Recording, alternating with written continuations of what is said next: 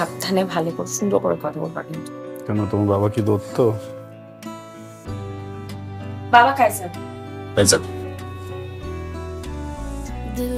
তোমরা একটু বসো, আমি চা বানিয়ে নিয়ে আসি।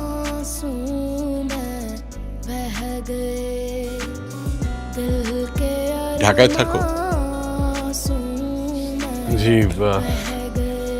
স্কুলের সার্টিফিকেট পাওয়া পর্যন্ত মফস্বলে বড় হয়েছি। এবার তো আব্বা মা মারা গেলেন, পরে ঢাকা চলে আসছি। আত্মীয় স্বজন? ওনারা বহল তবিয়তে আছে।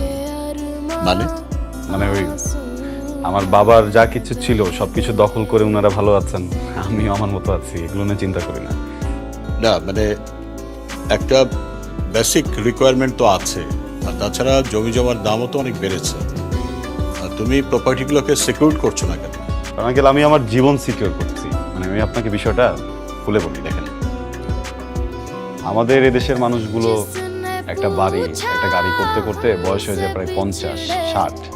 ওই বয়সে বাড়ি থাকে গাড়ি থাকে, কিন্তু ভিতরে কিন্তু ফুর্তি থাকে না। তারা জীবনটাকে উপভোগ করতে পারে না, এনজয় করতে পারে না। এই জন্য আমি ভাবছি যে আমি এগুলোর পিছনে দৌড়াবো না। কারণ আমি তো আর এটা বলতে পারছি না যে আমি পর্যন্ত বাঁচবো কিনা, আমি তো কালো মারা যেতে পারি। আমি বর্তমানে বাঁচি আঙ্কেল, 3 বেলার জন্য যা কিছু প্রয়োজন হয় এতটুকু আমি জোগাড় করে নিই। এই কিন্তু একটা বেসিক রিকোয়ারমেন্ট তো প্রত্যেকটা মানুষেরই থাকে। আমি প্রশ্নের কাছে যেটা শুনলাম, তুমি জব করতে চাও না, বিজনেস করতে চাও না। তুমি কখনো জব বা বিজনেস কিছুই করবে না? বাবা অ্যাজ আ রাইটার কিন্তু ও অনেক পপুলার। মানে মানুষজন বলে একদিনও হুমায়ুন আহমেদের মতো বড় হবে। একদিন? এখন তো না। ওর তো কোনো ক্যারিয়ার গোলই নেই। ও যে প্রফেশনটা বিলং করে এটা তো কোনো ফিউচার নেই, একটা বুলশিট প্রফেশন।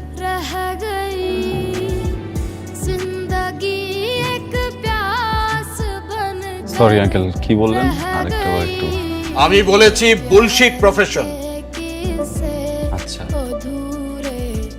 মানে আপনার কাছে মনে হচ্ছে যে রাইটিং প্রফেশন বুলশিট। ভালো কোন প্রফেশন মনে হয় আপনার কাছে? হ্যাঁ, দুর্নীতি করা, ঘুষ খাওয়া।